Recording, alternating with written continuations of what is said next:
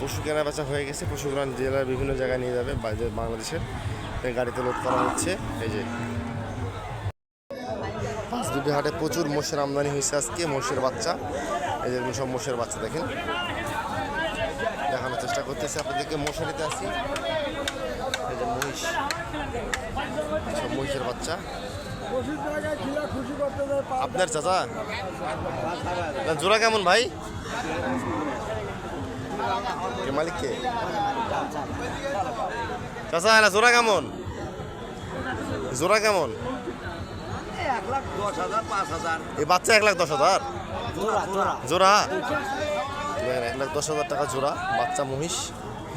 যারা মহিষ সংগ্রহ করতে চান তারা পাঁচবিবি হাটে থেকে সংগ্রহ করতে পারেন। দেখেন খুব সুন্দর সুন্দর মহিষের বাচ্চা আছে এখানে।